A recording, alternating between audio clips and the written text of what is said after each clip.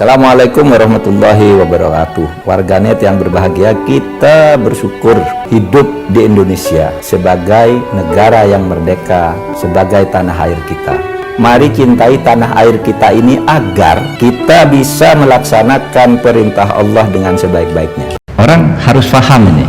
Lu punya mimpi tentang Indonesia, mimpi ini bisa terrealisasi kalau kita punya pemimpin yang sesuai dengan mimpi itu. Untuk itu kita lihat rekam jejaknya. Misalnya begini, kalau lu tidak mau Indonesia kalau misalnya lu mau Indonesia tanpa kekerasan, ya lu jangan pernah memilih pemimpin yang pernah menggunakan kekerasan.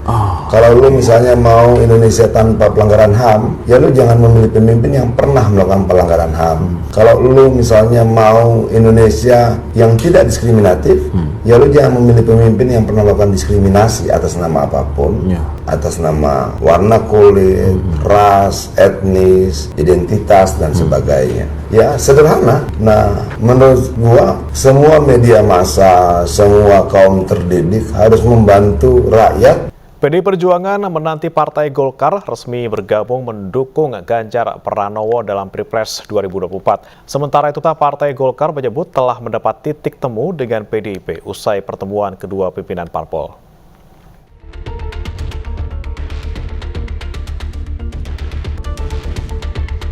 Partai Golkar dan PDI Perjuangan sepakat membentuk tim teknis untuk membahas rencana berkoalisi pada pemilihan Presiden 2024. Ketua Umum Golkar Airlangga Hartarto mengeklaim partainya telah mendapat titik temu dengan PDI Perjuangan. Di samping itu, kedua parpol juga memiliki hubungan baik selama menjadi bagian pemerintahan Presiden Joko Widodo. Ketua DPP PDI Perjuangan Puan Maharani mengamini pernyataan Airlangga Hartarto. Untuk tim teknis, jadi kebersamaan antara Partai Golkar dan PDI Perjuangan itu insya Allah dimulai dari hari ini tuh sudah mulai terjalin kebersamaan, ditandai dengan bunga merah dan kuning tadi. Tanda cinta, artinya tanda bahwa kita merasa punya hati yang sama gitu ya Mas Ketum. Nah, dari tim teknis itulah nanti kita akan bahas apa saja yang kemudian bisa menjadi persamaan, apakah yang kemudian harus dicari titik temunya. Saya nggak mau bilang perbedaan, tapi kita cari titik temunya sehingga kita nantinya insya Allah bisa bersama-sama. Biasa Partai Golkar dan PDIP itu berkompetisi dalam setiap pemilu. Itu sesuatu yang biasa, tetapi kita selalu bekerja sama di dalam pemerintahan. Dan tentu seperti dalam beberapa pertemuan, saya berharap tentu Indonesia ini berbeda hanya tanggal 14 Februari. Sesudah itu kita bergabung kembali. Dan mengapa bunga? Bunga simbol. Betapa pemilu itu bukan hanya hard politik, tetapi yang penting soft politik. Dan soft itu dengan bunga yang indah. Dan yang indah warnanya kuning dan merah.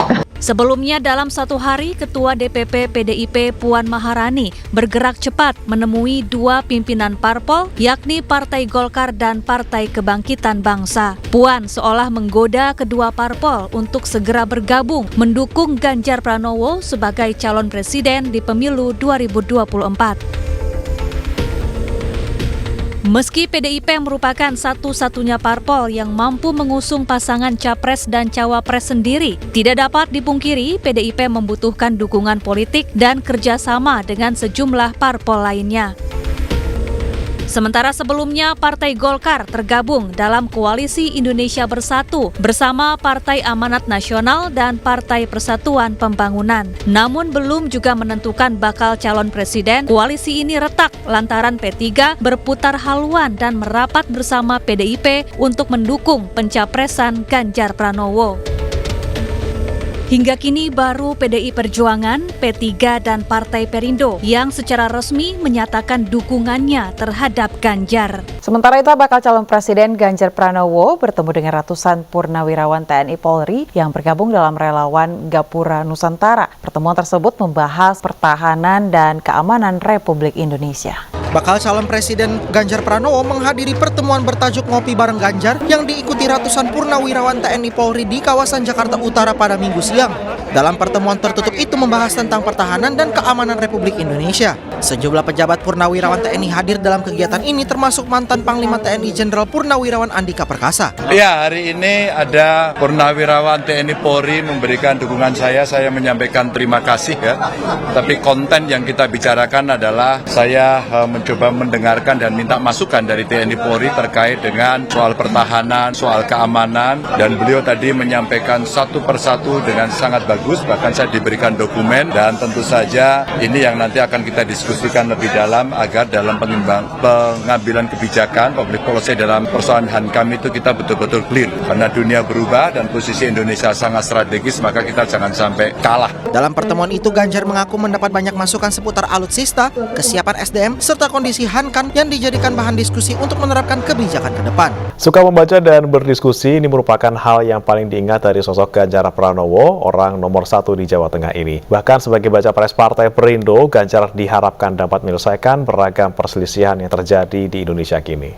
Semasa kuliah, bakal calon presiden Partai Perindo Ganjar Pranowo dikenal sebagai sosok setia kawan. Bahkan bagi Zaki, salah satu sahabat Ganjar semasa kuliah, Ganjar merupakan sahabatnya yang membanggakan. Dengan kesibukannya saat ini, Ganjar Pranowo mau menghadiri acara reuni EVA 87 UGM. Ganjar pun pernah berkata pada Zaki, apapun perjalanan hidup yang dilalui, Ganjar hanya berusaha dan berdoa. Berbangga hati, ya, menikmati perjalanan karir beliau dari sejak anggota DPR 2 periode, kemudian gubernur 2 periode yang saya juga terlebih langsung sebagai tim advokasi beliau. Jadi hubungan saya dengan Mas Ganjar itu hubungan kesetiaan. Jadi sebagai sahabat, kata Ustadz saya harus berbuat baik kepada sahabat. Sementara itu, Ganjar Pranowo juga dikenal sebagai sosok mudah bergaul dan menghargai perbedaan. Orang nomor 1 di Jawa Tengah ini juga dikenal sederhana serta selalu menjaga pertemanan. Di mana dia itu sangat menghargai perbedaan, pertemanan yang luas sekali. Maka saya berharap bahwa Mas Ganjar ini bisa sebagai capres ya. Saya harapkan dia bisa menutup buku ya, sebagai penutup buku dari adanya perselisihan, adanya konflik lah di masyarakat ini, perbedaan yang menajam yang tidak produktif. Namun ada hal yang paling melekat dari sosok Ganjar di masa kuliah dulu, yaitu suka membaca dan berdiskusi. Bahkan hal ini tidak hanya dilakukan di lingkungan kampus, juga di luar kampus, utamanya sebagai aktivis pencinta alam. Dari Semarang, Jawa Tengah. Menggait suara dari kalangan anak muda, Ganjar Pranowo bertemu dengan 1000 milenial di Hotel Mercure Ancol, Jakarta Utara. Dalam diskusi, Ganjar menjawab jumlah keresahan milenial mulai dari masa depan hingga potensi teknologi informasi di masa depan. 1000 milenial menyampaikan aspirasi kepada bakal calon presiden RI yang diusung Partai Perindo Ganjar Pranowo di Hotel Mercure Ancol, Jakarta Utara. Ganjar berbincang dan menjawab beragam keresahan milenial diselingi candaan dalam diskusi dan konser bertajuk 1000 milenial menatap laut. Beberapa hal menjadi sorotan milenial dalam agenda tersebut. Di antaranya adalah isu pelestarian lingkungan, wisata, energi terbarukan, teknologi informasi, hingga industri kreatif. Menurut Ganjar, kreativitas, inovasi, dan penguasaan ilmu pengetahuan dan teknologi informasi, para milenial memegang peranan krusial di masa depan. Mengingat bahwa belasan tahun yang akan datang, Indonesia akan mengalami bonus demografi, yakni para pemuda akan mendominasi penduduk di tanah air. Ya, menarik sekali. Satu, mereka milenial mulai kenal dengan laut, potensi laut yang hebat, dan bagaimana kita butuh keterampilan untuk bisa mengelola laut kita. Tidak hanya perikanan tangkap, ya, tapi ada budidaya, ada garam, ya, ada sumber yang ada di lautnya, termasuk energi, termasuk ekonomi biru yang sebenarnya ada. Dan itu ternyata menjadi diskusi yang sangat menarik. Yang kedua, milenial lebih banyak bertanya tadi bagaimana proses kreatif dunia digital dan masa depan mereka sendiri. Selain diskusi, acara juga dimeriahkan penampilan sejumlah artis ibu kota dan influencer ternama. Gubernur Jawa Tengah yang juga baca pres Partai Perindo Ganjar Pranowo mengapresiasi kreativitas warga pembudidaya kopi dalam meningkatkan kualitas kopi Robusta khas Muncar, Temanggung, Jawa Tengah. Ganjar juga menyempatkan ngopi bareng Robusta bersama dengan warga.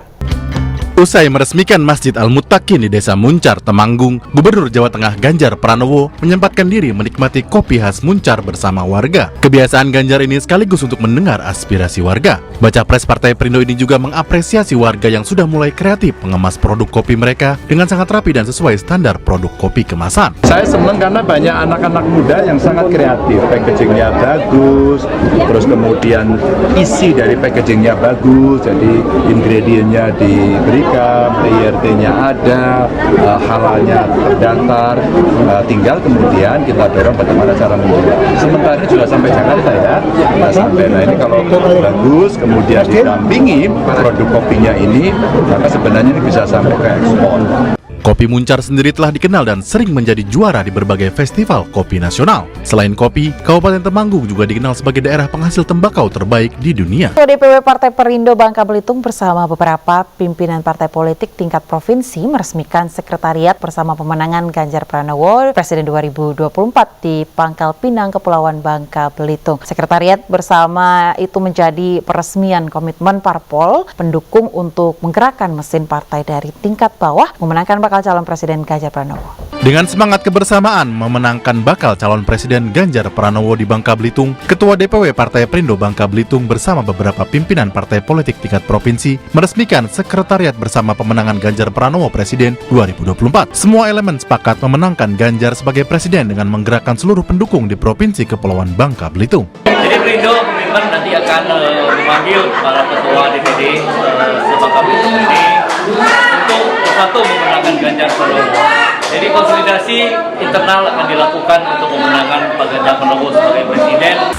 Dengan tingkat kepuasan yang akan sampai 82,2%, banyak yang meyakini analis politik satu suara mengatakan bahwa Jokowi adalah Kingmaker 2024. Survei Indometer, Jokowi tak ingin legasinya dirusak oleh sosok yang tidak dapat dipercayai. Hasil riset lembaga survei Indometer menunjukkan kepuasan publik terhadap kinerja pemerintahan Presiden Joko Widodo mencapai 81,4%, dengan 9,6% diantaranya menyatakan sangat puas. Di tengah tingginya tingkat kepuasan publik yang menembus 81,4%, Jokowi menjadi faktor penentu dalam Pilpres 2024. Tetap tingginya tingkat kepuasan publik, bahkan mencapai rekor tertinggi di atas 80%, merupakan fenomena yang baru terjadi pada masa Jokowi. Pada pemerintahan sebelumnya, ketika masa jabatan 2 periode akan berakhir, hanya separuh yang merasa puas. Berbeda dengan para pendahulunya, Jokowi tidak bersikap diam dan berpangku tangan dalam kontestasi untuk memilih pemimpin nasional berikutnya. Jokowi mendorong sejumlah tokoh untuk maju, baik sebagai calon presiden maupun calon wakil presiden. Jokowi tidak ingin legasi pembangunan yang telah diletakkannya dirusak oleh sosok yang tidak dapat dipercayainya, bahwa para bakal calon presiden maupun bakal calon wakil presiden yang ingin berlaga pun harus memperhitungkan faktor Jokowi. Tingginya tingkat kepuasan publik terhadap Jokowi menjadi tantangan tersendiri ketika ingin menawarkan program kepada publik. Dalam survei tersebut,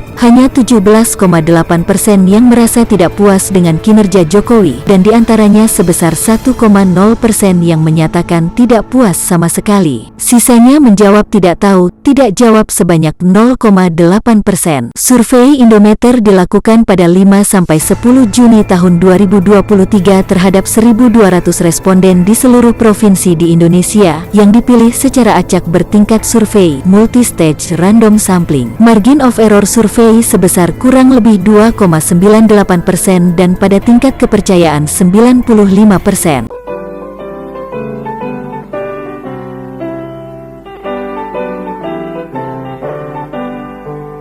Pemilihan umum telah memanggil kita, seluruh rakyat menyambut gembira. Demokrasi Pancasila, hikmah Indonesia merdeka. Pilihlah wakilmu yang dapat dipercaya, pengembangan yang setia. Di bawah Undang-Undang Dasar 45, kita menuju ke pemilihan umum.